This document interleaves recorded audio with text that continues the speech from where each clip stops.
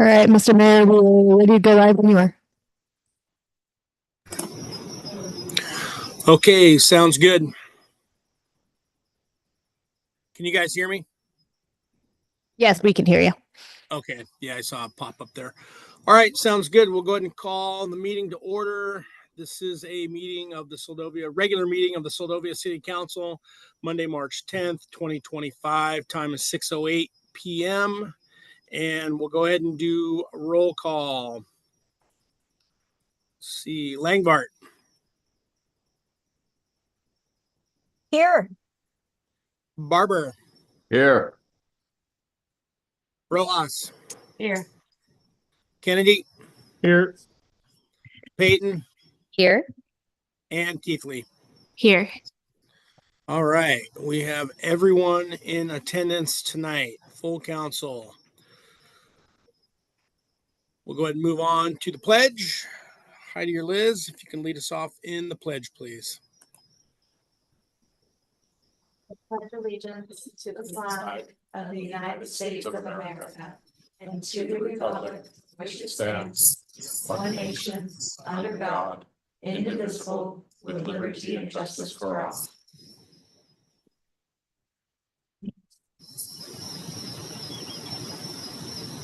Okay, thank you.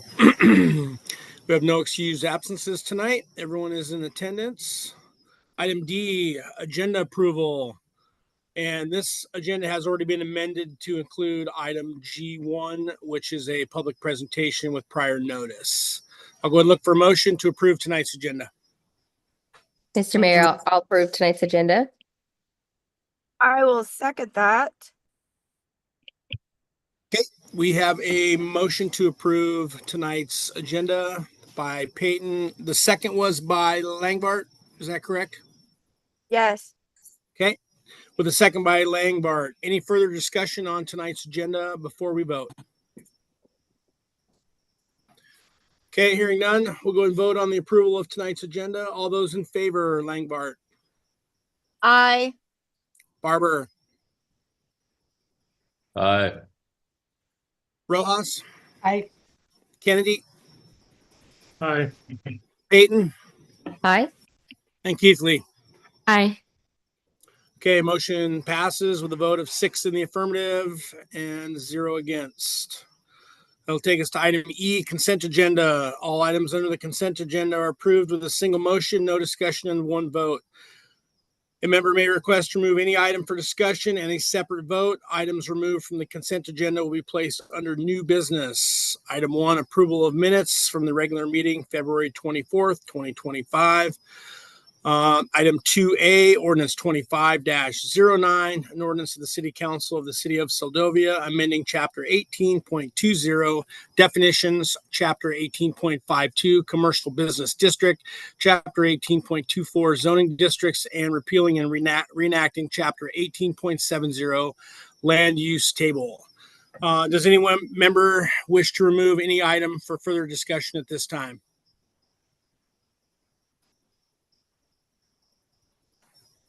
Okay, I actually would like to go ahead and remove item 2A, ordinance 25-09. I see we have Randy in attendance from planning, and I went through this quite a lot this weekend and have a few questions that I would like to get answered prior to this getting introduced. And then I also feel that we're going to need a work session to go through a few items on this. So, So do you need a council member to move to have that removed? that's actually a good question. As a point of order, Heidi, it says council member, but I've never looked that far in the code to see if it's any member or if it has to be a council member. You know, Mr. Mayor, I'm not positive. I believe that you would be able to do that because you're just requesting it to be moved, and then you're making a motion. Then a council member would make a motion on the consent agenda with that item removed. Correct. All right. Well, we'll we'll go ahead and do that. And if we find ourselves corrected in the future, we won't do that. So I'll But, make a, Mayor Campbell. Yep. I'll make a motion, with that, removed. okay, so John will make a motion is making a motion to approve tonight's consent agenda with item 2A removed. Correct. And I'll second that. So we have a motion to remove tonight's or approve tonight's consent agenda with item 2A removed, and that'll be placed under new business. That motion is by Kennedy. We have a second by Peyton. Any further discussion on tonight's consent agenda before we vote? Okay, hearing none, we'll go ahead and vote on tonight's consent agenda as amended. And all those in favor, Langbart, Yes. Barber, Yay. Rojas, Aye. Kennedy, Aye. Peyton, Aye. and Keithley. Aye. Okay, motion passes. Tonight's consent agenda is approved with item 2A now down in new business for later discussion. Item F, mayoral proclamations. We have none tonight. Item G, public presentation prior notice. We do have Catherine Shake, I believe, from the Kachemak Bay National Estuarine Research Reserve.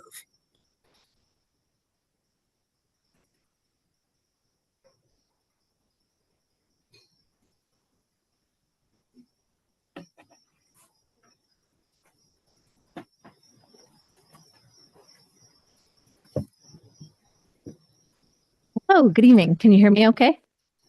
Yeah, we got you loud and clear. Okay, great. And it's Catherine Shaky. You got it right. Thank you. And Perfect. I also, I'm here with Marie McCarty of the Kachemak Heritage Land Trust as well. So we have a short presentation to walk through an introduction of who we are and what our organizations do, and talk about a specific funding opportunity that we believe it will still be coming up this spring. And I was here about a year ago to talk about the same thing, and it's the same criteria as last year. So this should sound familiar to some of you in the room. Okay, so you can go ahead and go to the next slide. Okay. So I'm the manager at the Kachemak Bay National Estuarine Research Reserve, and we have been here for 25 years. We're based in Homer, but the targeted watershed of our boundary is the entire watershed area of Kachemak Bay. And our mission is to enhance understanding and appreciation of Alaska's coastal ecosystems to ensure they remain healthy and productive. Next slide. So we're one of 30 research reserves across the country. We're the only one in Alaska, and we're a partnership between NOAA and a state entity. In our case, we were originally part of Alaska Department of Fish and Game in 1999, but in 2015 switched over to being part of the University of Alaska Anchorage.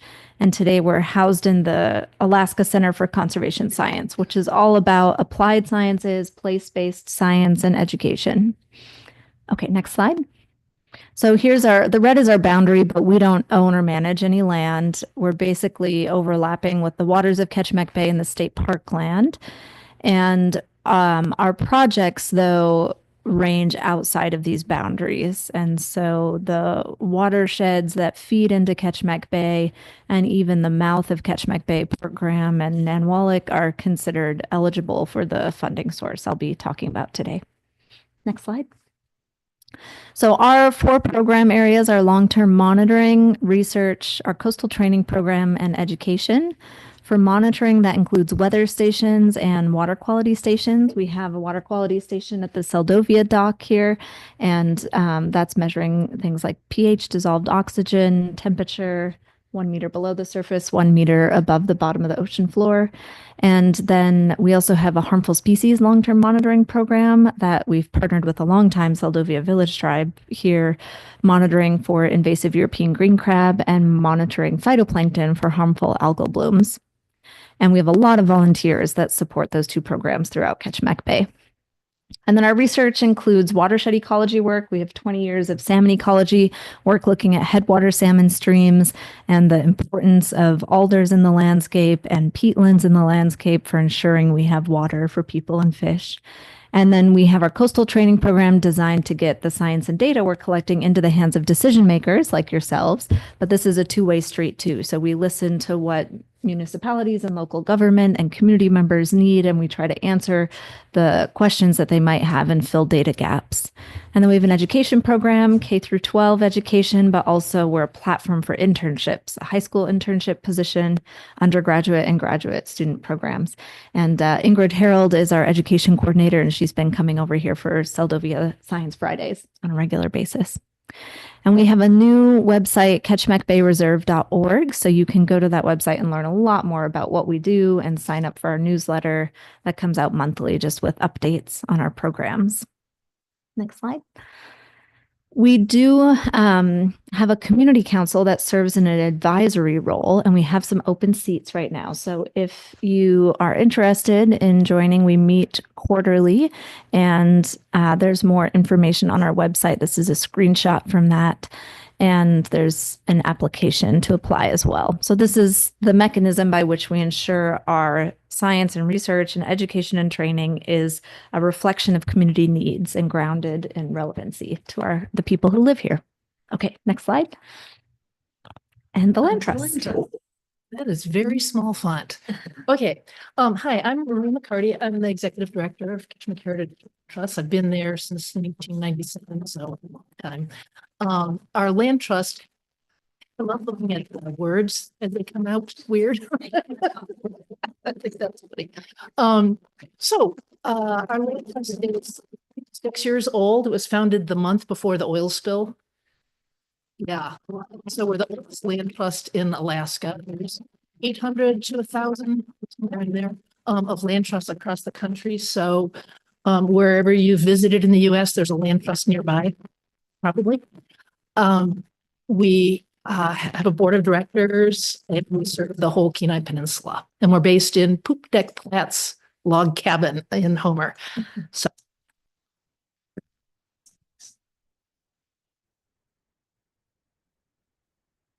We have a number of programs. What we do is we work with private landowners across the Kenai Peninsula, which includes and governmental bodies to protect land. And what we promise people is that we will protect their land forever. We hold conservation easements on properties, which is a piece of property with permanent deed restrictions on the property to protect the conservation values of the property. Kilcher Homestead is one that you guys maybe have heard of. It's got a conservation easement on it. There, we have easements all across the peninsula. We also own land outright for conservation. The Barefooters property, remember we were just talking about the Barefooters? We own the former Barefooters property at the head of Ketchmek Bay, which is just interesting, an old homestead that was the Barefooters.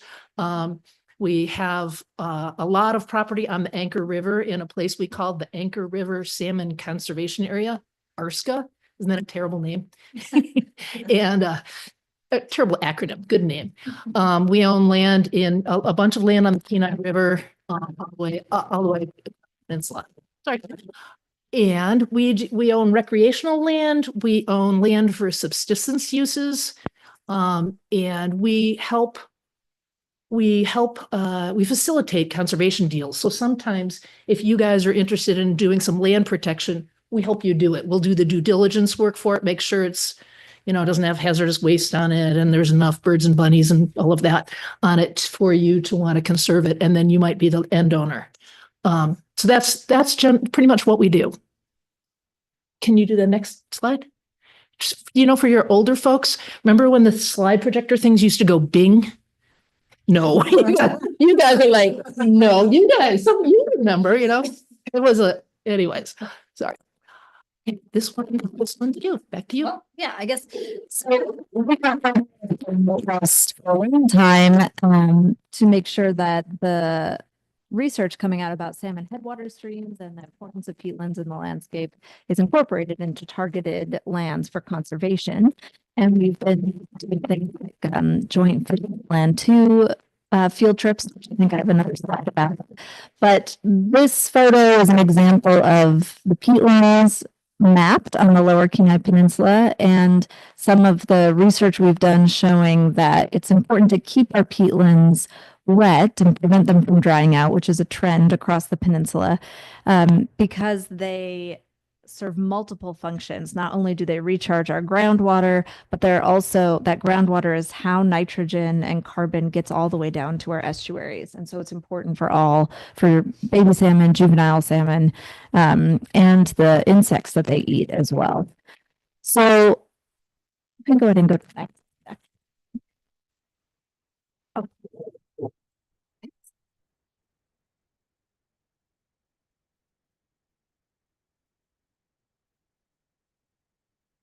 So the Fishery Land 2 outreach events have been taking fishermen and people who depend on fishing for their livelihoods into the headwater streams, tiny little tributaries that many people don't know that juvenile fish live in, and getting them out in the field doing some electrofishing. It doesn't harm the fish, and then showing people that baby salmon are in their backyard. So it's been a really successful partnership, and an example of why we're partnering together on pursuing community input on funding opportunities for what I believe the next slide is about. I'm gonna jump in for 2 seconds. The Land 2 project started the land trust with a commercial fisherman saying, you know what, my community doesn't have any idea where baby salmon live.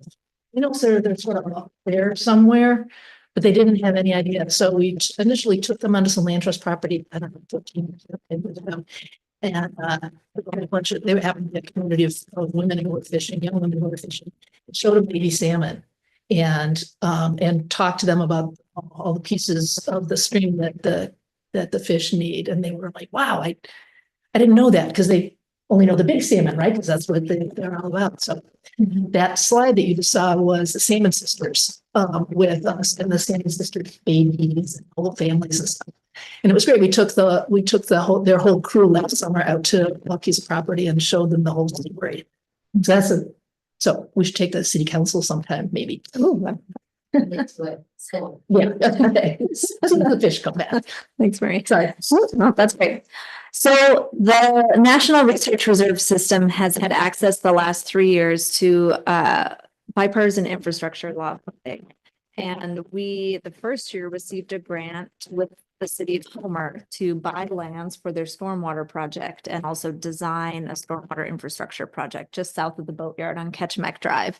And so that has been a success. We've designed infrastructure for that stormwater project. We're in landowner negotiations right now, and we'll be purchasing 6 to 8 parcels with about $1 million of funding for land acquisition. And the requirement is that be used for conservation benefit. And in working with NOAA, they've been able, it's a NOAA funding opportunity, they've been able to allow for some minor infrastructure that redistributes that stormwater across those wetlands and keeps them wet.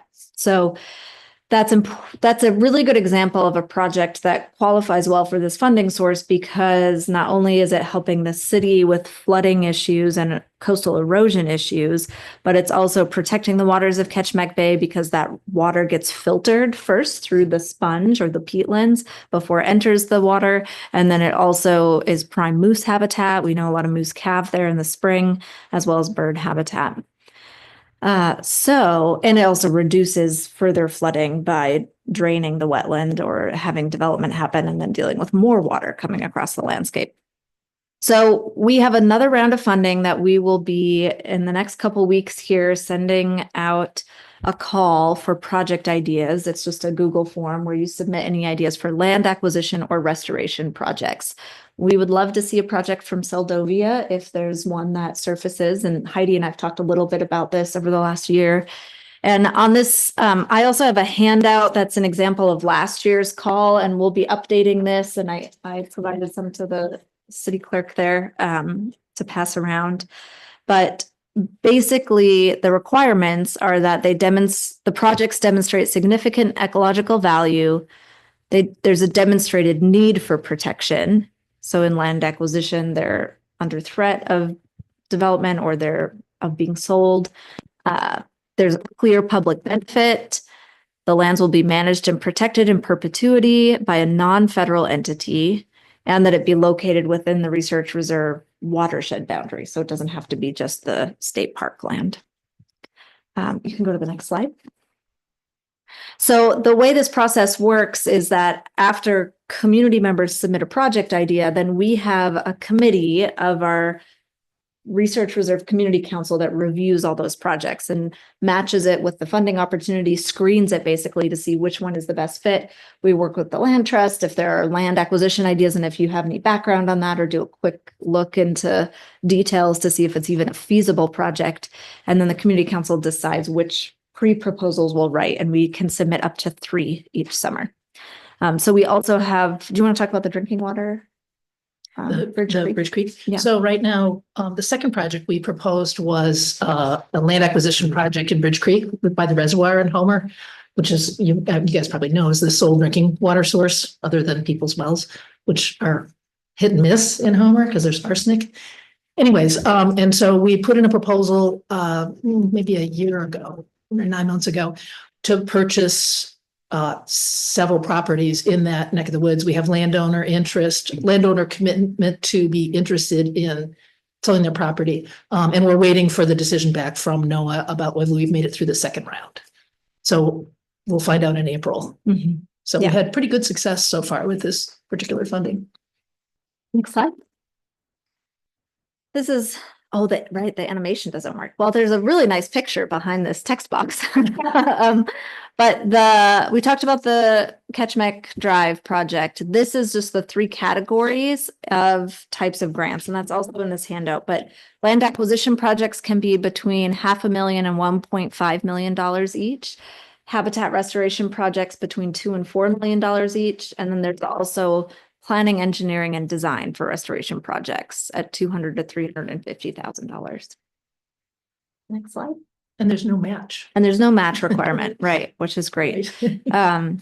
So towards the end of May is when the project ideas will be due. And then in June, we'll select which ones we'll be writing pre-proposals for, and those are due in August. And then there's more of a calendar there. If we're invited to the full proposal stage, we know in the fall, and we write those and submit them in December and January. So I think that I will just pause there. And is it appropriate to take questions now? Sure. Anyone have any questions so far? I still know that. I was like, the public got questions? I do. So the land, oh, sorry. Thank you, Sherry. So the land acquisition funding piece, does that specifically have to be wetland related? It just has to be within the Ketchmek Bay watershed. So it could be uplands. Great. Okay, that's basically everything. Yeah, it has to demonstrate a significant ecological value and the need for protection and clear public benefit. Right. Okay. Yeah. So many. I have a question. Does mental health trust land fall within potential? So the one thing you have to think about is the seller, which the mental health trust might be.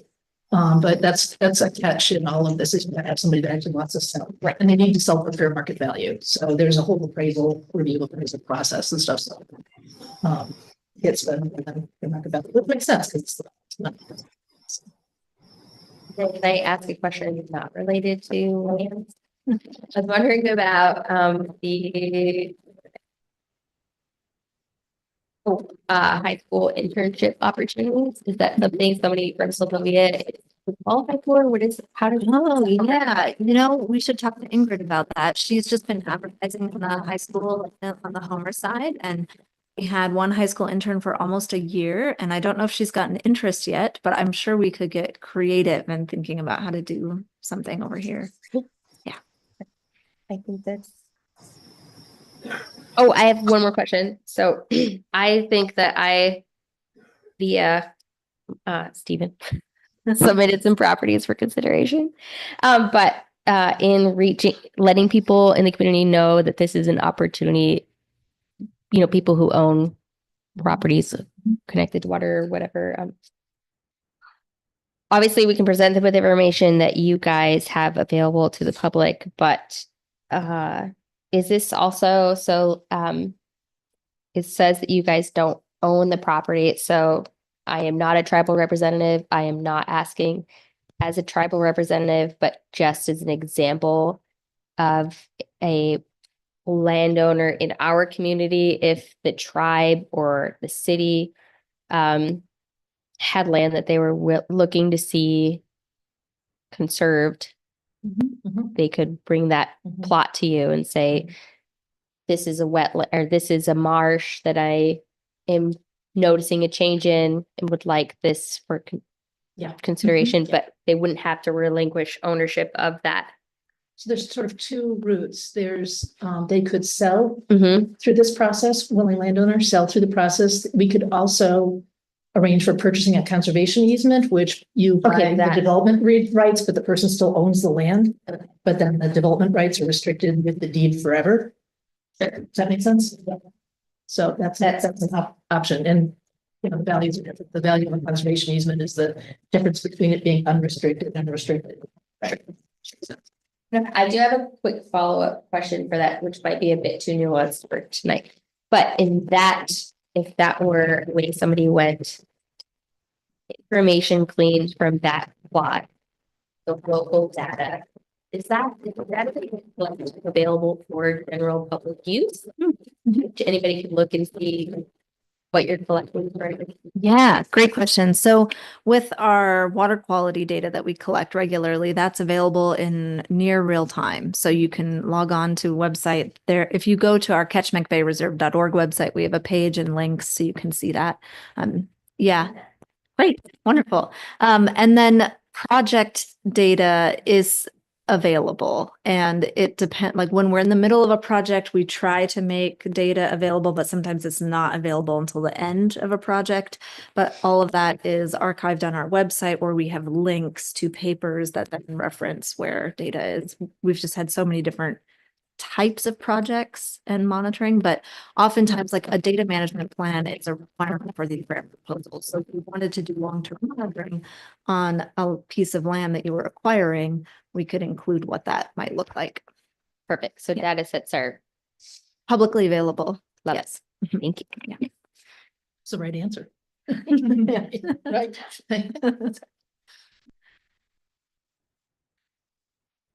Okay, and we are available. I left my business cards too, so if other questions come up or you want to schedule a follow-up conversation, we're available for sure. And I think you can go to the next slide.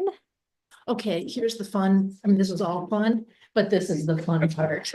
So the land trust, every year we award a kingmaker, and we awarded our kingmaker this year, but she was on Zoom, so she was only this big. We did it in Anchor Point. So a kingmaker award is for somebody who has done outstanding salmon conservation and salmon, good things for salmon, good things for fish.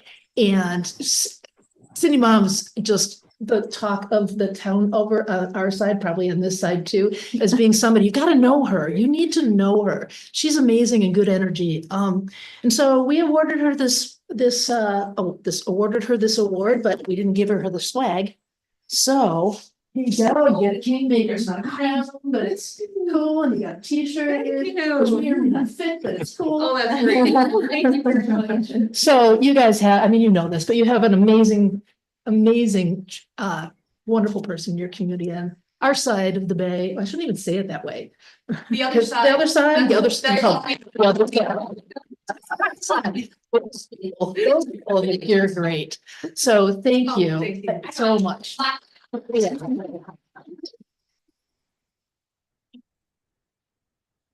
I have one little quote. Tanya Spurkland wrote this lovely thing about Cindy. She said, Cindy's an enthusiastic naturalist, adventurer, and steward of our precious salmon habitat. She's passionate about the outdoors and truly shines when sharing her love and knowledge of our interconnected, fragile ecosystems. Cindy fosters curiosity among her friends and clients, nurturing their understanding of nature. Wouldn't you love it if somebody said that about you? Just so, yay. Yeah. Yeah, one All right. quick list. Okay. So I'll leave it with Liz, and then this is Cindy. This is a little cool little land trust sign. You guys have some in Seldovia. Our development staff, Salmon don't really smile. They have little writing down, but our development person was like, you have to have it smiling. So we have a happy little salmon. And this is our other little thing we learned, the land trust community. You put a flag on the sign, people don't shoot it. Which is kind of dumb, but it's true, right? Yeah, that's kind of weird, but it's kind of a good thing to know. So anyways, there's our little baby salmon. You guys have probably seen a community, a group. Tanya maybe brought the kids out from Seldovia to put up something with your signs, so you've got some. So, but if you need more, give me a call. I'm good. All right. Thanks.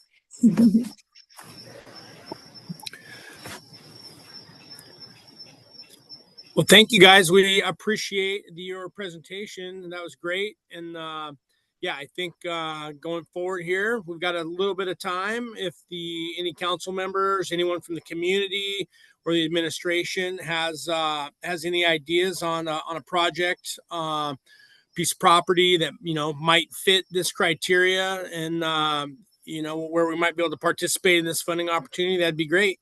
So we'll look forward to see if something happens, and if it does, we'll make sure that it makes its way back over to you guys in a timely manner.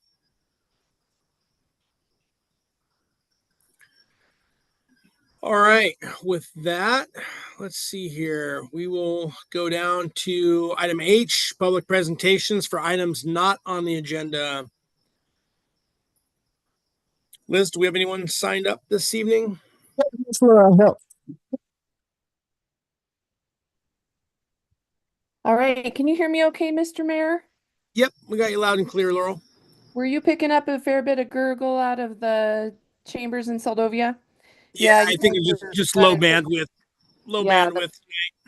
chambers are running pretty rough for us today, but was glad to hear the presentation and wanted to say to Catherine, Marie, you ladies, one of the things I often think about in regards to the Kachemak Bay and the communities that reside on the bay is that we all live around the bay.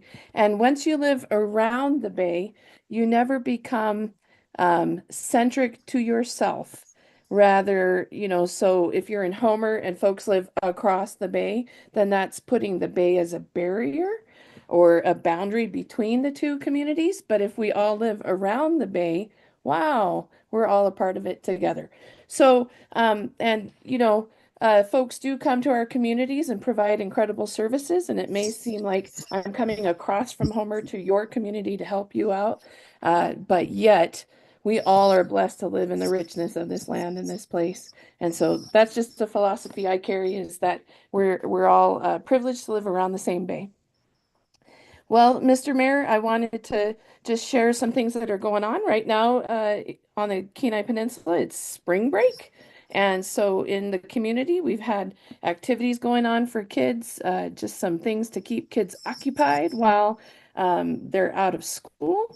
And not that they're not already happy to be out of school for a little break, and I know the teachers are, but they'll be looking forward to seeing each other back again next week. But in the meantime, between the Sea Otter Community Center and Seldovia Village Tribe, we've got some activities going on, plus the elementary basketball program that has been put on by the Jordans and by Rosie is wrapping up this week. And I think on Saturday there's a scrimmage, and city manager might know if there's going to be concessions or anything fun. I don't know. But there is a basketball scrimmage on Saturday happening. A big note is that because the pool treatment is done by one of our full-time school staff. That staff member is on vacation, so this week the pool is not open, and that includes Seldovia Village Tribe's Tuesday and Friday swim times. So, but we'll be back at it again next week. As we're looking down the lens towards the final quarter of the school year, the tribe is working on making some plans to get into the school shop building and have some classes for the school kids and get some projects done with Ecola's help. Yay, Ecola. And we are also working on how to plug in some concentrated swim lessons with the help of our lifeguards and our swim instructors. And so getting those dates finalized and such. But big thanks to our folks that volunteer, and they get paid to lifeguard, but they volunteer to do it. You know what I'm saying? So just a note that right here on our city council, we've got Harmony Payton, who's helping with kids' activities through the tribe. And today she was up at the ball field hanging out with them. And I'm pretty sure that Ashley and her companion who comes along with her wherever she goes, that the two of them, and I'm not talking about Ace, but the two of them are lifeguarding at the pool. And we really appreciate that as well. And we know what's involved in making all those great things happen. On the note of the pool, I'm going to read a formal statement. In light of projected state education budget shortfalls, boom, boom, boom, the Kenai Peninsula Borough School District School Board, has opted to put down specifically Susan B. English School on the list for closure for the next school year for the pool. This would be based upon a base student allocation of $650 or a base student allocation of $1,000.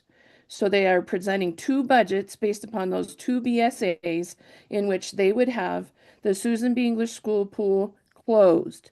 They have also proposed closure of the Ninilchik School's pool. It is important to note, and I'll probably reiterate this in this statement, but those are the two pools in the district that are solely funded by the school district's budget, meaning they don't have other revenue streams. Now, that being said, the safety of our children has become a party to the annual politics of budgeting at the state level. We recognize that year after year, we have seen fears rise that the pool might be closed, but only to discover that it will remain open after all, once the legislature and the governor decide to shake on a budget. This time, the cuts look to be more aggressive from our very own school board. Community members and agencies are encouraged to work in unison to advocate for the sustainability of the pool and its use. Ours, as I said, is one of only two pools being funded entirely by the district and its users. Other pools on the Kenai Peninsula have outside funds that help maintain their availability to the communities they serve. For example, there's a pool in Soldotna that the hospital uses to do physical therapy, and their payments help provide the funding for that pool. In the Kiski, the service recreation area is a major payer of what keeps that pool afloat. Kevin Lyon is the facilities director for the school district, and he has specifically encouraged us as a community to demonstrate the importance of our pool and to find possible alternatives for funding the $96,000 of staffing in the general budget that is projected to be cut specifically for our pool. This pool was started because the community understood that lives were at risk when our children did not know how to swim. And this building was put into place in the early 70s, and swimming has been a priority. And with the exception of the initial year of COVID, that pool has been open and children have had a chance to learn how to swim. So you'll be hearing more from me and from others as we encourage folks to get together to have a united front on how best to navigate this very concerning issue. Thank you, Mr. Mayor. Thank you, Laurel. Appreciate all of your information, and yeah, absolutely appreciate it on the pool. I'd heard that myself, and yeah, obviously super concerning.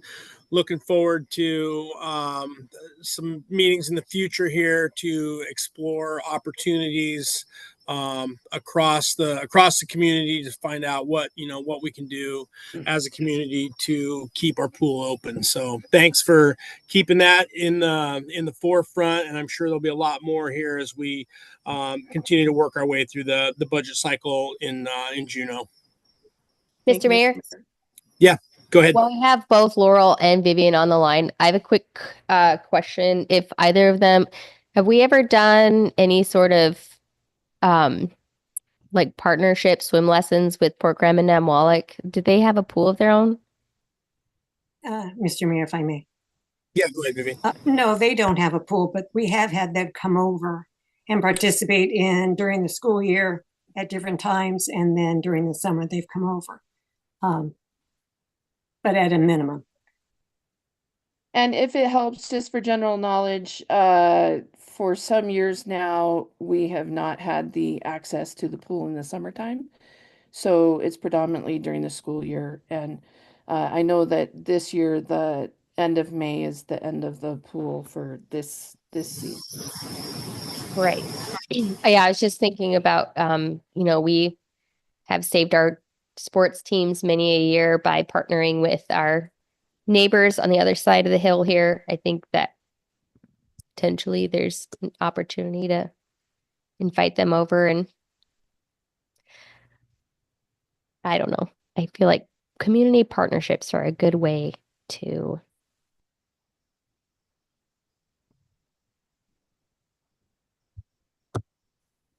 do those things. Always Just good. wondering why you guys were both here. Always good. Always Yeah, good. the concept, the knowledge there. Appreciate you bringing that up. Yeah, I'm sure there's gonna be a lot more ideas. I do like the idea of, at least looking at the Sursa to see if there's anything that, any way we could utilize that at all. So I'm sure there'll be much more to come. So appreciate everyone's input on that. We do All right. have our member of the public, Mayor Campbell. Okay. Go. Thank you. It's Ecola. Excuse me. Laurel, were you saying that the cost to run the pool for the year for the school district was 96,000? No, the general fund has $96,000 as the staffing amount for the pool manager. I don't have the breakdown on how that works out, but that is what is in the budget proposal that they put forward, and I can get that document into your hands at any time. Thank you. Do you know if anyone locally, either you or someone at the school district, might be having conversations with the school district to see what the bottom line would be for operating that pool year round, so we have a better idea of how much we need to come up with? Is that directed to Laurel? If so, met with tribal staff today, and our intent is to reach out to the facilities director to have a further conversation with him to answer those questions that are coming up. And then he has offered himself to be available to a larger community conversation. So our hope is to gather as much data as we can from him. One is there a third option on a BSA that's higher than $1,000? We're all hoping so, because we already know that it's averaging $1,500 per student for Susan B. English schools. So losing, up to $950 or $850, whatever the math is concerning. So yeah, definitely intend to follow up on that. Thank you, Ecola.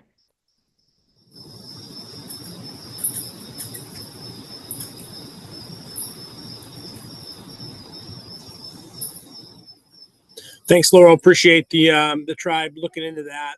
That'll be a big help to further the conversation here, having all the facts in front of us before any additional community meetings get started. And just note, Mr. Mayor, that our intent would be to reach out to Representative Vance, to Borough Mayor Machicki, et cetera, et cetera. So to take the conversation beyond the local leadership of the school board. Thank you. Yeah, appreciate that. Anyone else tonight, Liz?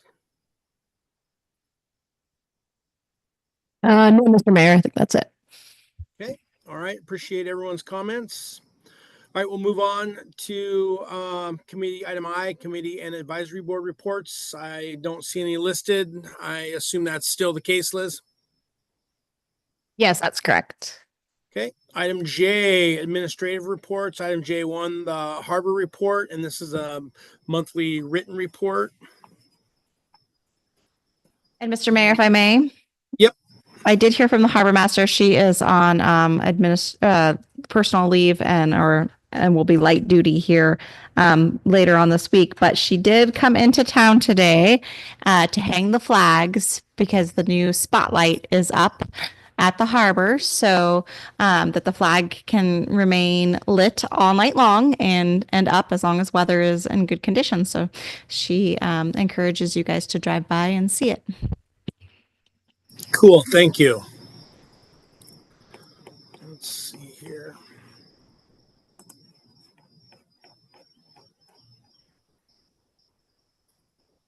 Yeah, that's on page 41 of the packet.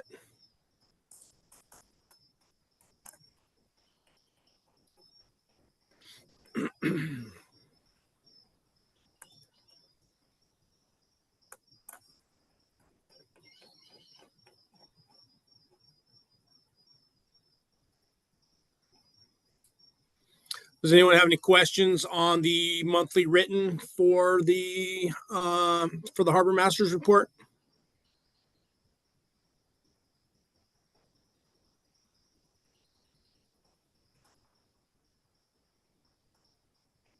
Okay, if not, we'll go ahead and move on. Okay, that's going to take us down to item K, public hearings. We have none tonight. Item L, unfinished business, none. Item M1, resolution 25-35, a resolution of the City Council of the City of Seldovia, Alaska, approving supplement number 1 to special event permit ADA 093440, extending the permit for New Year's Eve fireworks at the Seldovia Airport to December 31st, 2029, and authorizing the city manager to negotiate and execute the appropriate documents. Okay, Heidi or Liz, if one of you wants to take it away. Guess I'll take this one, Mr. Mayor. So resolution 2535 would extend our permit, which was received in 2019, was a 5-year permit to have our fireworks at the airport. It's a $250 annual permit, and that expired December 31st of last year. And I've worked with DOT through to get an extension to that for 5 years. And so this resolution would authorize City Manager Gagel to sign those documents and extend that permit for another 5 years. And I don't know if council has any questions. It is a $200 application fee, and it's a $250 annual payment for that special event. And the city is required to have our emergency vehicles there, and we staff that. And insurance. Yeah. And insurance. Okay. Thank you, Liz. Any questions from council?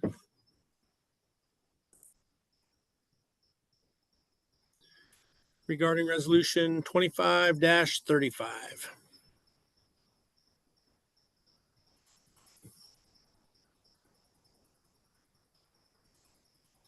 Okay, I'll just offer a quick comment. Obviously, I'll be in support of this. It's a longstanding tradition in Seldovia, and obviously, the airport seems to be the best place to have the fireworks, open area, safe, allows the majority of the community to be able to come down, park safely, and spread out, and be able to enjoy usually a fabulous show. So obviously it's a little bit of money, but I think money well spent for the enjoyment of the community and celebration for our new year. So I am definitely in support of this. Any additional questions, comments before we go to public? Mayor Campbell. Yep, go ahead, John. I don't have any questions, just that I'm in support of the resolution as well. Okay, thank you. Okay, we'll move to the public. If there's anyone that has any comments or questions on resolution 25-35. I'm seeing no comments, Mr. Mayor. Okay, we'll go ahead and bring it back to council for final action. And I'll look for a motion to approve resolution 25-35. Mr. Mayor, I'll make a motion to approve resolution 2535. I'll Okay. second that. Okay, we have a motion by Rojas to approve resolution 25-35 with a second by Kennedy. Any further discussion before we vote? Hearing none, we'll go ahead and vote on the approval of resolution 25-35. All those in favor, Langbart, Aye. Barber, Aye. Rojas, Aye. Kennedy, Aye. Peyton, Aye. and Keithley. Aye. Okay, motion passes with 6 in the affirmative and none opposed. All right, thank you, everyone. That'll take us to the amended agenda for item M2, which is the ordinance for commercial business district. And I had asked you, it was up for introduction, and I'd asked to move this down and just have just a brief discussion. I see Randy's in the audience tonight. I don't know how detailed anyone was able to get into this and take a look at it. Obviously, there's a lot of work that went into this, and I, obviously really appreciate, this has gone on for a long time, really appreciate all of the input, feedback, and work that the Planning Commission, as well as the initial working groups did to come up with something that they think is workable. So couple things I wanted to just touch on. Randy, maybe you can jump up to the table and grab a mic there, and in anticipation of a couple questions there. And Mr. Mayor, if I may. Yeah, go ahead. So there is a summary of changes on page 8 and 9 that can help you work through this. And I wanted to also let you know that one of the subcommittee members who's worked through this whole process, both on the subcommittee and then through the process with the Planning Commission, Ms. Akola Collier is here as well. And so she's pretty and she has a lot of information and good historical knowledge of the discussion as it took place. Yeah, no, perfect. And I didn't want to drag this into a long discussion. Obviously, yeah, there is thanks for bringing up that summary. There's definitely a number of items that were bulleted, and good all around summary. So, let's see.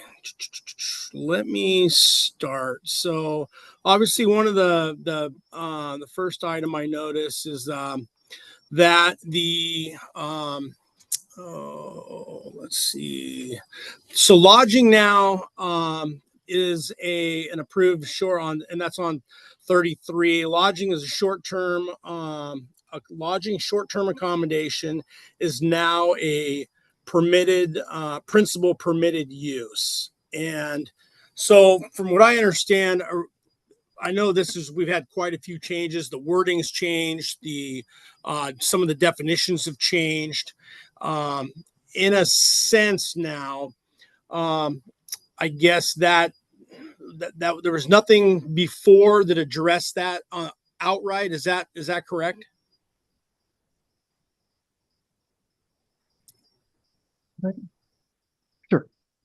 Through the mayor, yes. So there was a category for nightly rentals in the ordinance previously. So that's been changed to that lodging, short-term accommodations, and all of those use types are the same as listed here on page 33, with the exception of the commercial business, which would be central business district, if this ordinance is approved. So you'll see permitted under residential, not permitted under residential special multi, permitted in waterfront commercial residential. Those all remain the same as the previous titled category nightly rentals. Okay. All right. Sounds good. I guess one of the things that sticks out is going to you've got all the definitions for dwelling units. I have a question because it's really confusing on the land use table. So you've got dwelling units 4 or less, you've got dwelling units 5 or more that are not not permissible in the land use table under the what is now we're going to be under the new central business. What exactly does that mean for the dwelling units 4 or less and 5 or more in your guys' mind, I guess? I have can I just have I guess a process check? I wonder if, I think one of the outcomes that you wanted was to have a work session, and this is getting into the details of it. And I just wonder if we could have a conversation about this and go through how it all fits together, because we're going to be looking into pieces, and maybe having an overarching discussion about this might be helpful in a work session. And then maybe identify the things that you would like to have clarity on now, and then we can prepare those things for a more detailed discussion.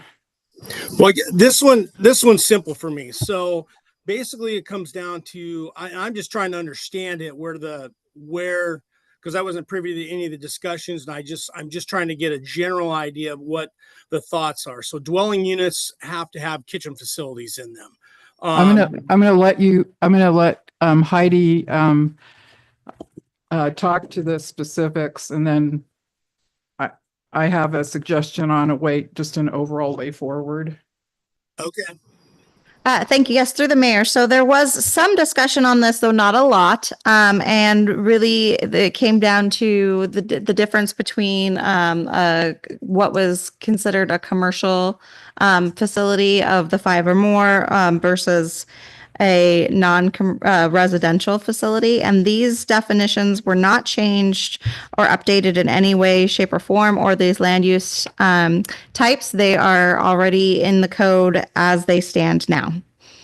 Correct. Yep. No, that's absolutely my point. Is I thought there was going to be maybe some look at these to get rid of these. So I'm just trying to understand what it means. Does that mean that it says it specifically in the land use table that if you have 4 or less units, 4 or less dwelling units, it's not prohibited? So what does that mean? If you have a property that you have 4 rooms, are they not allowed to have kitchens?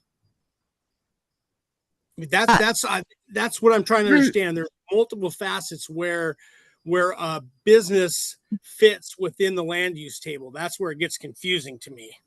Right, through the mayor. So historically, residential use in the central business district is secondary use. It's not a permitted primary use, or I'm sorry, it's not a primary use. We do have a long-term residential permit that allows 10% of the properties in the central business district to have a residential long-term rental as a permitted use, primary principle.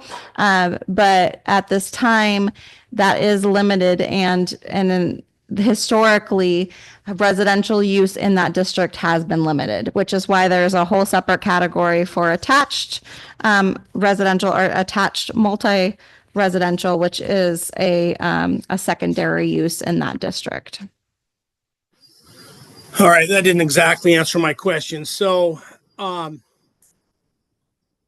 regardless historically, if that's been, I'm just trying to understand if you are, let's just say now you are, maybe it's always been, you choose to do long-term or short-term rentals in central business, and you can do short-term, that's a permitted primary. You can apparently, if you have one room that goes over 30 days, I guess the way I read this is you have to get an administrative permit, which I don't agree with. If you're gonna go over 30 days on a rental, we get construction workers all the time where we go over 30 days. But my question specifically is, out of those 4 units, is this telling me that those 4 units are not allowed to have kitchens? That's what I'm specific. I mean, because it classifies a dwelling unit as something that has kitchen facilities. Mr. Mayor, if I may, I think you're thinking way too in depth about this. We've had this discussion over and over again through both the committee and the planning commission, and something that is often forgotten that really, really needs to be remembered by individuals is you can have multiple uses in your facility. You're not limited to one use. So if you are having short-term rentals on a regular basis, and for a couple of months you have a long-term residential, or if you have 4 units and 2 are long-term residential and 2 are short-term, or however that slices up, that is permitted. We're not, it's fluid. Businesses are allowed to switch through their uses, and there's nothing that requires a one size fits all. So with the dwelling unit piece, you can have the dwelling units be your short-term accommodation, and that is permitted. You can have the dwelling unit be a long-term residential rental as your primary purpose with an administrative permit, or you can do a mixed use of both. What the definition and the land use table does by not permitting is it's not permitting a apartment complex to be built, a 2, 3, or 4, and then be entirely rented as a long-term residential rental without a administrative permit.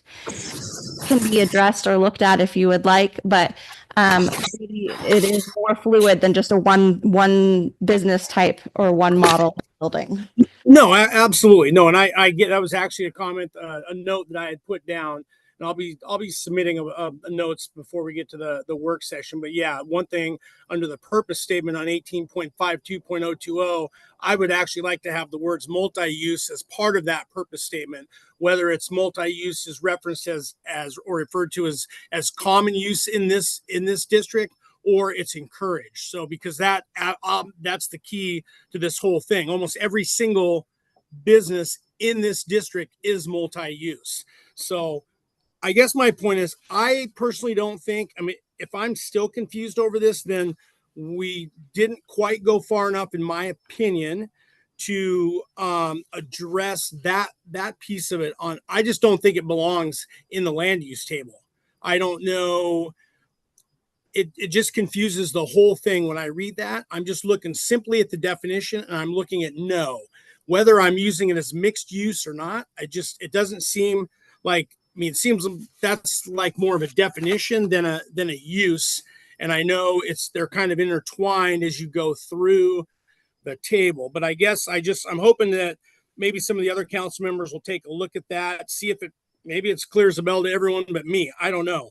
But I certainly, when I look at my property, and then I look at my room configurations, and I look at everybody's property in that district, and ultimately what I want to do is I start putting an exercise on each person's property to understand what they can do on that piece of property, and to find out if it actually is permissible or not permissible in this district. So that's my only point on that. So yeah, and I understand that we'll have a work session and we can get deep into this, but I think there's still some work, obviously, that we have to do and discuss on some particulars. So I think also, this is Randy Sweet. ECHLA has some feedback for you as well. Thank you. If I may, Mr. Mayor, Yep. that did come up in our subcommittee conversations, was about the dwelling units and whether we should change the definition, if we should change the what we call them for our land use table. I believe we decided that it is used as dwelling units throughout your code. It is used by other communities across the state and the country as dwelling units, and it was defined as more for housing a family. So we didn't want in the commercial business district to have someone come in and build a home that they could live in full time without operating a business. So the dwelling unit was more specifically for homes for a family or for an individual, regardless of the size of that. A lot of the buildings within the commercial business district do fall under that definition, but they are in business. And as long as those entities were operating as a business, they fall under different categories in the land use table. Yeah, no, I agree. And that makes sense. I mean, I can, what I probably need to do when we get to the work session is just take a number of properties and then run an example, not a hypothetical, a real-time example of, what they're doing. So I'm just trying to understand right now. So just real quickly while I got you here, let's just take example. Let's use your place for example. You've got a duplex. Regardless if they have they're I guess classified as dwelling units as a definition. You now can do short-term rentals as your primary use, which is totally fine. If you decided to like live in the top unit, then the only thing that would be or any unit, the only thing that would be required at that point then is to get an administrative permit. Is that correct? And that would apply to any of us wanting to move into our commercial That's not property. correct. Half of the property can be used for a business. Half of the property can be used for personal use. Okay, so that was my next question. Is that so? Then I guess we would measure that out in square footage then, or So it wasn't in your current code, but it had been previously and it had been taken out. But in the new one that we've submitted, it does say, and I'm not sure if they updated it to 50-50. 50% to be used for a primary use would be your business. Okay, And that the city was willing to work with someone if that percentage needed to be adjusted to fit their situation. So for example, Jack and Ava's, they have living accommodations upstairs. They have the same square footage downstairs. If you take off of the dining deck, it is about 50-50. I think before it had been 49%.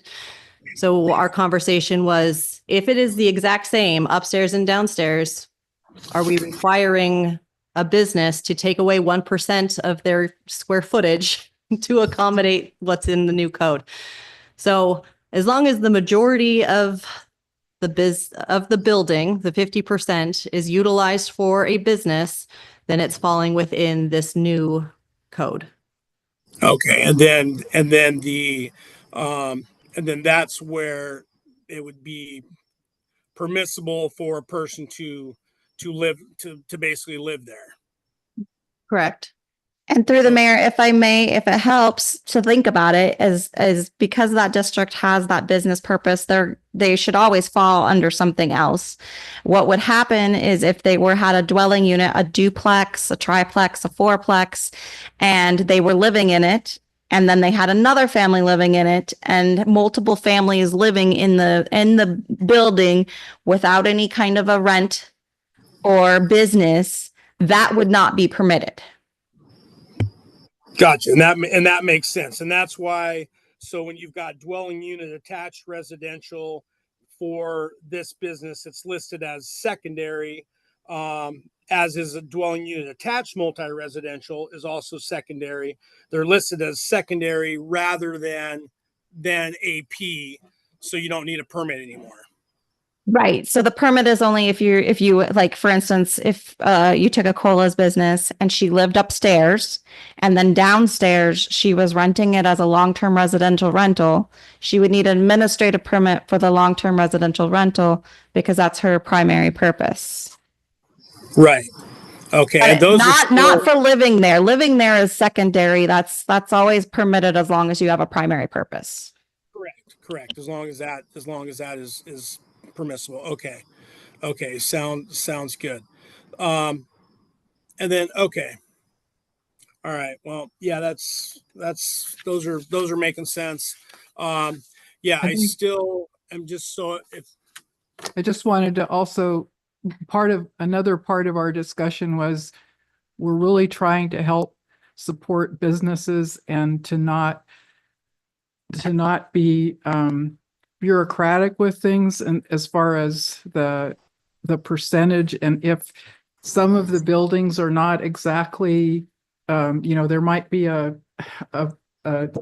difference in the percentage, and I think we talked about doing an administrative permit if the percentages weren't exactly right. But I think one of our top lines in all of this is to make things as clear as possible and to support the businesses that are in the district and to do what we can to help people be successful. And so we're trying to consolidate things and help people be able to use this code.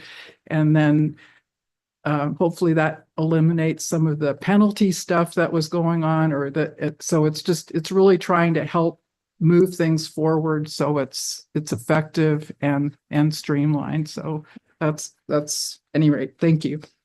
yeah, no, and I appreciate those comments, Randy. Yeah, and I think that was the whole idea on the rework, is to definitely, try to simplify it, try to make it easier to understand, from definitions all the way through land use table, all of that. So, all right, well, we've yep, go ahead. Yep, go ahead. I just, sorry, but I can't leave it alone. I have a request first from Randy, and I appreciate your comments there. I would like to see, which I already have at the house in the book, but I'd like to see what it looked like before and what it's going to look like in a final draft before I make a decision. Okay, this is way too confusing. Okay, and then on the subject of the percentage, that absolutely restricts my future since it come up. It absolutely restricts my future and what I had intended to do to that building. So those of you that have been here a long time, if you remember, there used to be a health food store down there in that building. And I'd like to be able to do something different with that section, but under this, I can't do that. So anyway, Mr. Mayor. that's why I'd like to see it. I'm not done. Okay, sorry. Well, I'd like to see it, its final draft, and I'd like to see the original. Okay, and I'd like to see the percentage change. Yeah, and I think we definitely need to, save that for the work session, John. But I agree. Yeah, I mean, what you've got right now is the before and the after. So the before is basically struck, and the new is here. So if you've got some other ideas in terms of formatting, then I'd say we need to do your homework and bring them to the work session so that we actually have something to talk about. I don't want to I don't want to keep pushing the can down the road here. We've definitely made progress, and I absolutely appreciate that. I know this land use table, it is cumbersome for sure. But yeah, I get it. Mr. Mayor. Yep, go ahead, Harmony. I have a recurring issue with how we are looking at and formatting our coding. I feel like a lot of times we are approaching our coding as community members, as is appropriate, but it's really convoluted, and the code really dates itself. You can see in like the language where it has 6 definitions of rentable spaces, that's convoluted. That's crazy. Who cares if you're using 20% or 50%, as long as a part of your building is accessible to commerce. I, as a community member who does not own waterfront property, don't care if you're using 10% or 70% of your dwelling. I do think it's incumbent upon the city to maintain the business district. Obviously, that's everyone's goal here. but I don't think we should get stuck in the weeds of like defining percentages. You know, look at the Lithians property. It used to be their trash shed, then it was a she shed, now it's Salmonberry, whatever. And she sells cute little knicky knackies. Good for her. But how much property do they own? A lot. How big are their buildings? Huge. Is 50 or 49% of their buildings businesses? No. Do they have that little tchotchke shop? And is it great? Yes. Well, you know, like look at it. I just think that there is gotta be some way to approach this code that is more palatable to the general user. If somebody like Jeremiah Campbell, who has been a lifelong business owner and decades-long bureaucrat to one extent or another, is looking at it and thinking, what the heck? The general public is too. So I'm not against updating this code in favor of current business owners. I'm just saying that as a general user of this code, it's hard. It doesn't make a lot of sense. Maybe I'm just dumb. That's plausible. But when we're changing coding, it needs to be as simple as possible. We don't need 7 different definitions for how we're renting a bed. Find a different way. Find a different way. Because it's too much. And then that's when you get somebody coming in and crying because she feels attacked, when really we've been talking about changing this code for 6 years. It's not a personal attack. A lot of the different overnight accommodations have different restrictions. Why? Requirement. Why? It's not on our level, it's not at the city level, it's at the state and federal level. Bonkers. We tried Is it? in the subcommittee. It's to true. use everything. To the Yeah. Like my, Two definition. They're like, you can't. Yeah. This one requires this license. there's a lot of differences, like especially when you look at like a bed and I'll use me versus So Ecola. like bed and breakfast and lodges And because hotels. and that overlaps to and there's differences like in mine that overlap between an Airbnb rental versus also even a restaurant, because I can serve food, but there's all these things Like that I industry food instead of kind of, it's weird. It's like it's even different than that. So that's where I do understand some of what they're having to put in there. It is confusing. So that does change. Yeah. So maybe I am just a dummy. Because sometimes I look at the code and I'm like, why is it so hard? Because it's just hard because you have so many levels of bureaucracy. So I guess in a nutshell here, yeah, that's kind of my point here. I think, yeah, obviously we've got some good framework here. I think there's more to do. I don't want to, keep going on tonight, but I think my point was that I want to make sure that all the council members have, regardless whether you're a business owner or not, that you've read this, you've gone through it, you've looked at the old, you've looked at the new, and then I would like to do in the future is get a work session where people can bring and you got to bring ideas to it. If you want something changed, you have to bring something tangible so that we can see it and talk about it, and then something that we can intelligently debate. So if we do that, I think we can just continue to work through this, and we'll get it done. We're on the right track for sure. Mr. Heidi Mayor. or Liz. Yep, go ahead. One more thing, it would also really help if staff was able to present the ordinance, because I think there's a lot of misinformation and misconceptions about what's happening here. So I really appreciate that. But I think it would be really helpful if you could actually hear about the ordinance and its conception and how it is the way it is, because this was a 1.5 year long process. This was a very long process, very in depth. And that would probably alleviate some of the concerns if we were able to actually go through it. Yeah, no, and I think if we could do that at a work session, we can that'd be a good opportunity for question and answers to kind of work through the pieces of that. And yeah, because certainly, Mr. Mayor. Yep. Randy has been trying to have it turn and we keep talking over her. Yep, go ahead, Randy. Sorry. So in order to set up a trying to meet what you want to come out of it. What I'm wondering is, we want to set clear goals and a purpose. And so part of it, I think, is to use the time to inform, ask questions, and then identify next steps, because part of what the purpose of that work session would be to prepare for a public hearing.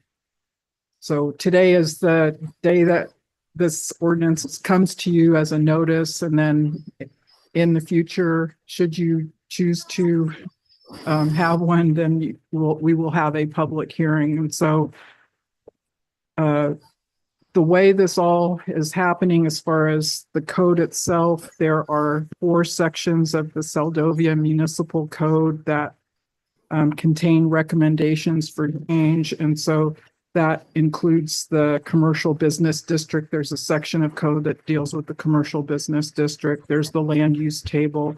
There's the definitions. And then there's the zoning district chapter.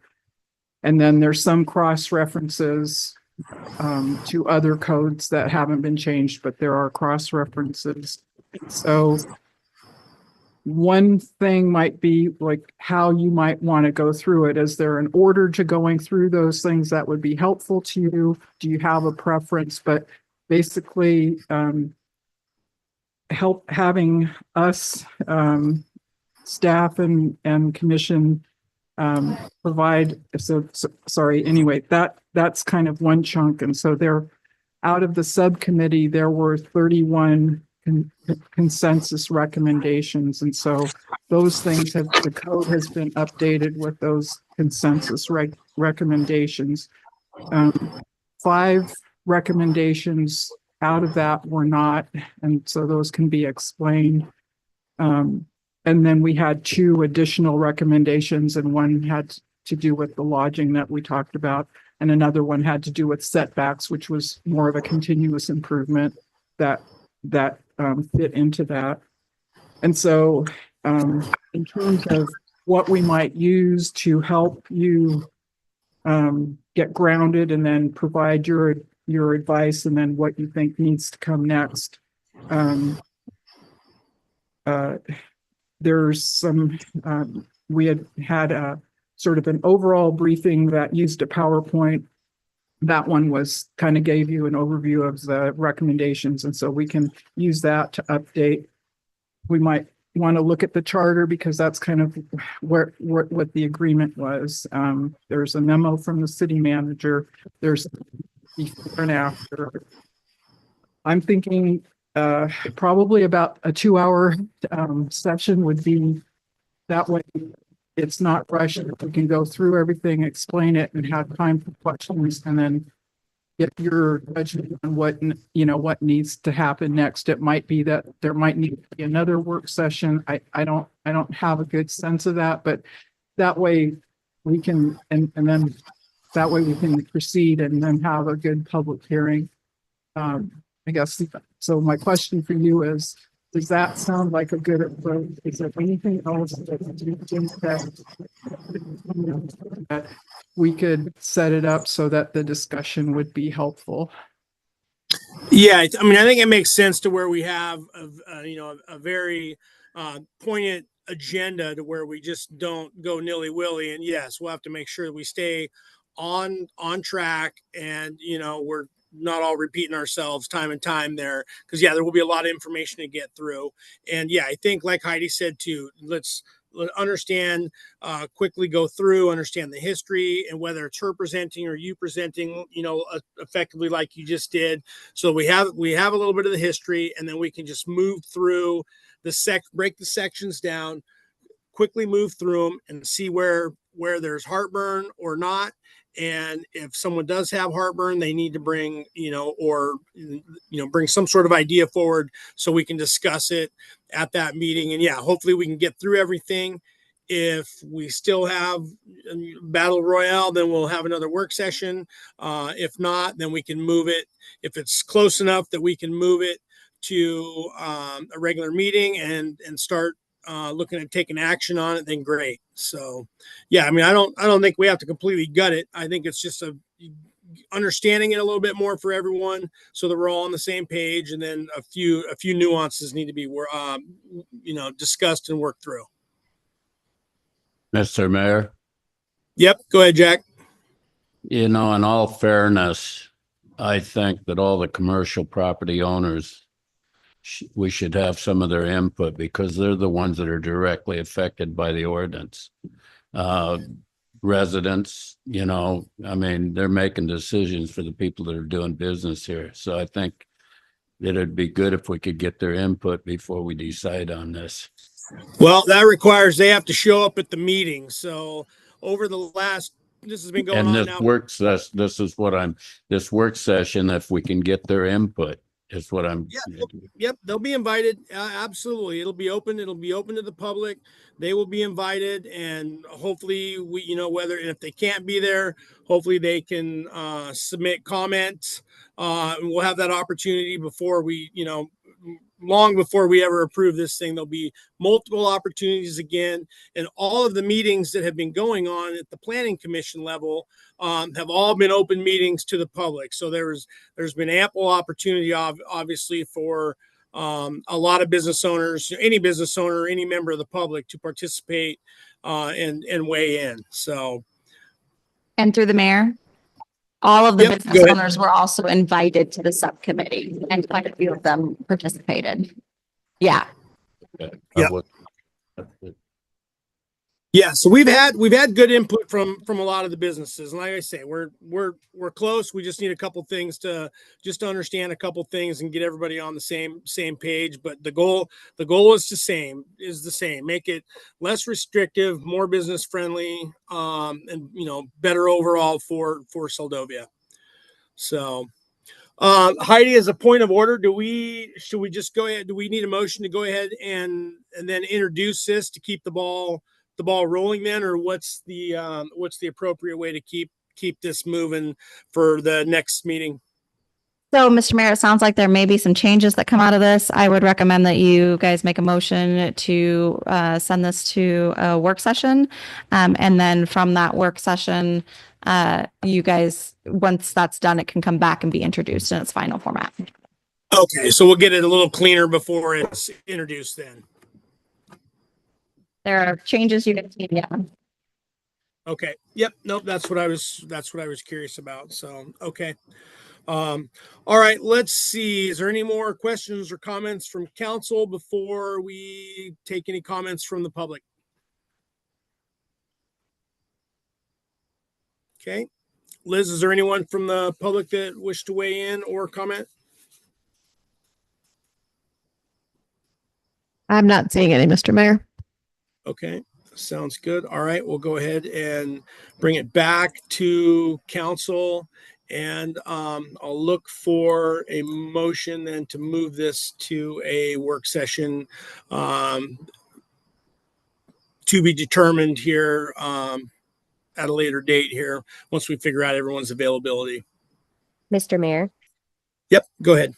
I'd like to make a motion to move ordinance 25-09 to a work session. Pending date. Okay. Do we have a second? I'll second that. I will. Okay. We have a motion by Peyton to move ordinance 25-09 to a work session to be determined at a later time. That has been seconded by Kennedy. Any further discussion on ordinance 25-09 before we vote? Okay, hearing none. All those in favor of moving ordinance 25-09 to a work session, Langbart. Aye. Barber. Aye. Rojas. Oh, I think we may have lost Vivian. Yes, sorry, Mr. Mayor. She did let us know that she had to leave. Okay, sounds good. Kennedy. Aye. Peyton. Aye. And Keithley. Aye. Okay, we have 5 in the affirmative and 1 absent and none in opposition. So motion passes. Staff will reach out and get everyone's availability for a future work session. Thank you, Randy and Nicola, for answering questions. I appreciate that. And yeah, we'll try to get through this as painlessly as possible. Appreciate it again. So that'll take us to item N, City Manager's Report. Yes. Oh, that's me. Thank you, Mr. Mayor. So just a quick update on some of the projects we have happening. The multi-purpose building generation improvements project proposal date was extended. We did to February 28th. We did receive 1 additional proposal, also over budget by about 25,000. So we are continuing to work towards Plan B, which is ordering the generator in-house and then hiring someone to install said generator and potentially delaying wiring upgrades depending on costs. So we'll do as much as we can within the time period that we can. And we've had some help from a local contractor in that pursuit. Things are still moving forward. Jackloff Bay Uplands application amendment. The adjudicator continues to move forward with that application. He got a hold of me in the last couple of days. A title report was submitted along with a minimum rent determination form, and the public record and Alaska Mapper platform were updated with the reduced footprint. We will be notified once the agency review document is prepared, approved, and published. They are moving full steam ahead on that. The Jackloff Bay Dock replacement project comment period closed on March 1st with only a small handful of comments received. Section 7 letters and applications are in progress. Also, we were able to submit the application today for the Denali Commission match funding. We're not supposed to call it GAP. They do not like that. Match funding for the project. That was for $481,211-ish. That match funding was also submitted under the taxes for the state of Alaska and to Senator Murkowski's office for the FY26 appropriations requests. And I did speak with a staffer from Senator Murkowski's office because she doesn't directly deal with port infrastructure projects, but they said put it under DOT. They really would like to see this project completed in whole, so still submit it. So we did that. Also, last week, we were able to submit a grant application through the Rasmussen Foundation Community Grant Program for the Historic Boardwalk Improvements Project, which has passed the initial review of internal guidelines and is moving on to the next round of review. The 2023 State and Local Cybersecurity Grant Program application submission deadline is Friday, March 21st. We did receive a quote from Structured, who did the risk assessment on the creation of policy, cybersecurity policy, and that's actually quite a lengthy document. There's like 20 sub policies under it. It was pretty impressive. They gave us a cost estimate of $15,000 for that development. We're also working with Alaska Technical Solutions regarding the other priority projects that were determined in that risk assessment. So we'll use that to evaluate which is the biggest bang for the buck and that we should apply for with this next round of funding, for which we are I believe we are a preferred applicant because we went through the previous round of funding. So we will keep working on that. Fish Creek Dam, the Restoration and Community Resiliency Project that SVT partnered with us on, was submitted before the February 7th deadline. That application lead was Seldovia Village Tribe, and they would be the project manager for that. One change that was made to the application is that instead of including $1.7 million dam refurbishment as part of the project, that was changed to just be an initial preliminary engineering report for that refurbishment and a secondary water source feasibility study. So we would still have to go out for that dam refurbishment outside of this project, which is understandable. Raw water transmission line replacement project update. We received again more questions from the grant specialist. It even said, quote, in the email that they are getting a little nitpicky. So we're able to respond to those questions, and hopefully that means that we're getting a little closer to the grant award and that the project will continue to move forward.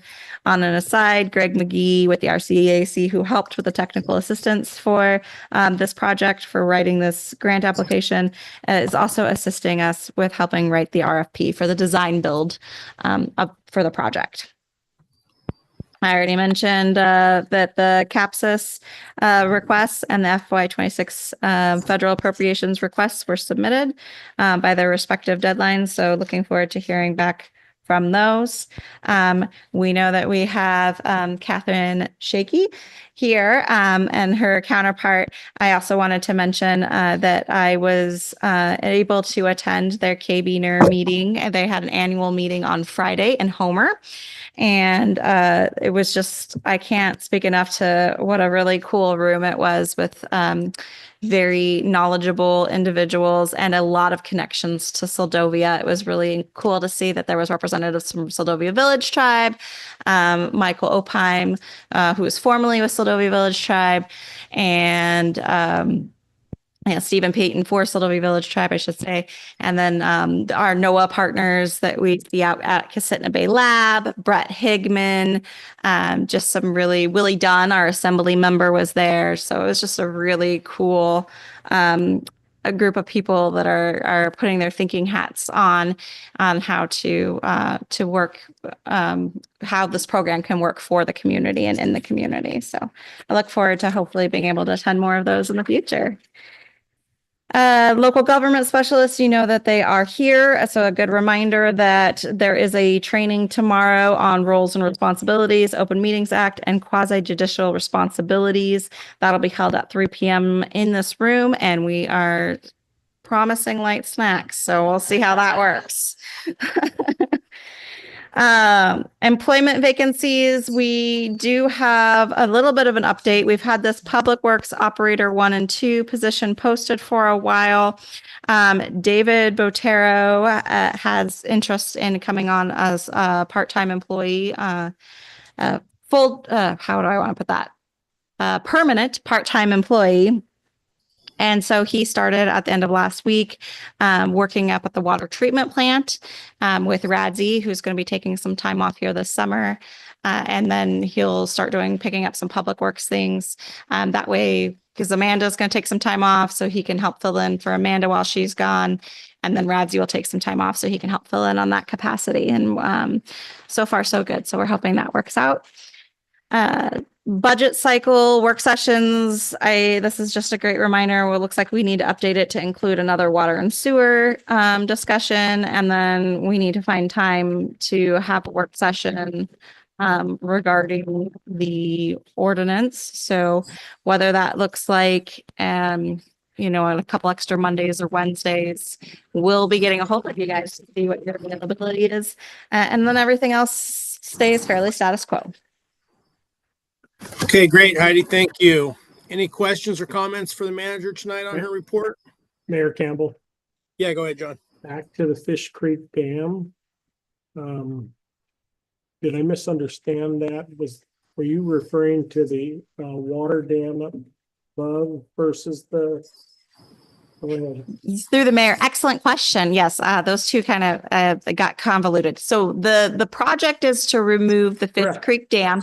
However, because the Fish Creek Dam's purpose is in there as a secondary water source, we are utilizing that, or Seldovia Village Tribe has included in that project. Initially, it was going to be a refurbishment of the upper dam. Okay. To make that more sustainable, but it's going to instead be a preliminary engineering report for those improvements of the upper dam. Doing a study to repair the Fish Creek Dam. No, there's a feasibility study about removing the dam, and that's the proposed outcome, though that's fluid in case there's a reason that comes out in that study that we need to keep it. But the intent is to be able to remove that dam and then work towards securing and improving our existing water source. And then the only other comment I have is I appreciate your willingness to step around the roadblocks and continue on as always. Thank you. Okay, great. Anyone else? Okay. All right. Thank you. Mr. Mayor, Yep. I'm go in the ahead. room. I have lots of things to say today. Go ahead. I feel like for the upcoming discussion regarding the planning commission, if in putting that information together, if you have a general like index for coding language that belongs to federal government and state government, so people like myself who are over scheduled can have a more reasonable, like, I'm happy to do the legwork if like, so Randy doesn't have to come in here and explain for the 1,000th time information that is publicly available. I would happily communicate that to the public, do the research myself, if you'll make it available. You'll do the hard work. I'll do the rest of it. Other than that, you're great, Heidi. I love this. I love your meeting. Thank you for everything. Whatever. Thanks for putting it together, Heidi. It's You're your meeting. All right. Well, maybe you two can get together and you'll have a productive outcome out of that. All right. Thank you. Let's see here. Moving on down. Item O, informational items not requiring action. We have, as Heidi said, we have council training tomorrow at 3 p.m. That's be March 11th. Item P, executive session, none. Item Q, council and mayor comments concerning items not on the agenda. Do we still have Langbart? It looks like she dropped off. Barber. What was the question? Do you have any questions or comments for items not on the agenda? Not at the moment. Okay, Rojas, she's gone. Kennedy. Nothing further this evening. Okay, Peyton. Thank you, public, for coming, and presenters for presenting. We appreciate you all. Those who are still here and those who have gone home. And Keithley. I second. Thank you. If I haven't had this many people in the room, like ever. Usually means we've done something wrong. It was very exciting. So thank you for being here. All right. Yes. Thank you. Thank you to our visitors who presented tonight. Much appreciated. Lots of good information that we'll need to look at here shortly in the future to take some additional action on. Our next meeting will be on Monday, March 20, next regular meeting scheduled for Monday, March 24th at 6 p.m. And I'll look for a motion to adjourn. Motion to adjourn. Second. Okay, we have a motion to adjourn with a second. Anyone in opposition? Hearing none, we are adjourned. All right, thank you, everyone. Have a good night. Thank you, Mr. Mayor. Okay, thanks, you guys.